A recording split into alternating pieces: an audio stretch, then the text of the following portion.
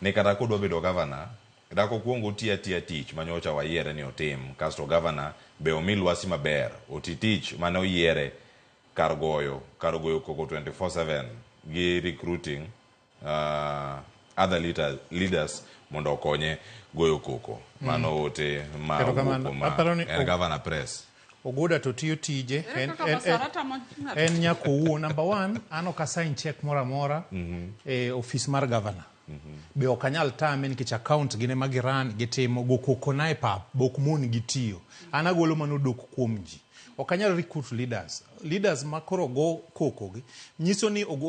gik mana wacho ka odonjo ne gini ediri tich ok timre nade ok tire anatiyo ne jo Suna West emomiyo nyogi yera kendo a ranking mosebed kitimo iketa among the best performing MPs in Kenya. Actually, the last one, na number 15 out of 290. Kona natiyo mara. Bemo miya bedo gi ngufu, maka penjo to joga yie ni adira. Ke compare tich manya korotuma tiyo gi million 100, to gima billion tiyo ntie pogro. Kima do wacho, watch counties. Number 1,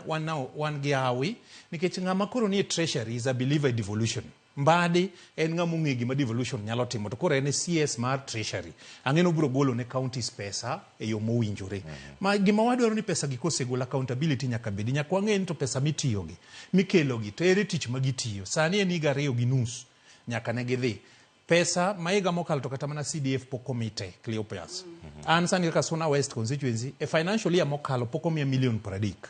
but aonge pending bill onge pending bill in Suna West. Manyiso ni ya management maber. Pesa kikonge yudo, number 1, onegidili gi recurrent expenditure. Msara mariji, gope mag mafuta, gik mamiyo county ringo, ya thango girigo, korki keto capital projects badai. Maigi mathago county governments. Kiseng'eyo kech pesa toknyal romo, pile. Pesa oknyal romo. Kuri keto priorities bedo right. Pesa jo teach bedo number 1. Nyake chulo gi mshara, kise chulo gi mshara, to basic gik mi supply kaka mafuta yath gik makamago biketo pesa gikando korki loso barabara ingeni barabara mane nego los last financial year kata loso sani podo loso re alosa to msara kitamo mokimiyo ngato in time to ji mangeny safa nkech nyaka chiege gi nyithindo gi gope mano olot kamo chule bedo koro gimbe giket priority gi obed right to gimatimore bende ni gi account for pesa mitimruok nade mimiyo gi but we must support devolution mondo work devolution ni ema dhi mi equalization bedo e pinje te ka jo Migori yudo pesa gi jo Mabe yudo jo Kisumu yudo jo Turkana yudo to pesa donjo ne gi ginyalo timo go gige gi kaka gin mar ariyo devolution kende ema dhi mi accountability public participation bedo koro miyo pesa gi nyaka gi yudi in time but awacho bende Cleopas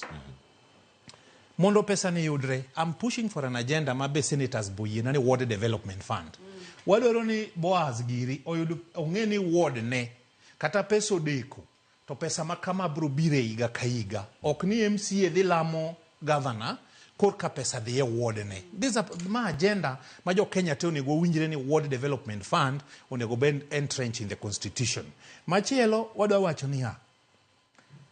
economy sane dhi marach kiwinjo ni nyaka CDF pok wayudo ma last financial year 30 million pok ayudo in Suna West constituency manyiso ni gimora mora ne dhi marach wabedi gi geno ni gik moko bro dhi kare mambele but matin magiyudo gitigeyo makare kendo giket priority gi obeda ngowa maber to mogik adwa wacho ni wan kako oganda especially wan kako nagi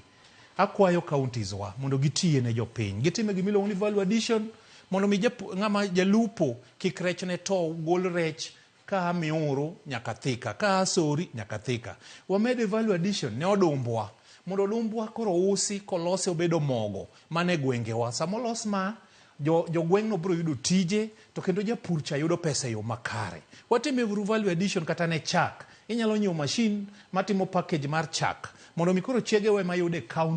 counter mar supermarkets within the county mondo ikni chak mar county seche go japith mar dhiang cha oyudo value mar gimotimo cha kendo nyalo konye kendo economy wa marwa dhi bedo malo e county ka county ma e gima kwayo to wan kaka leaders mabedo waro okochuno ni wayudi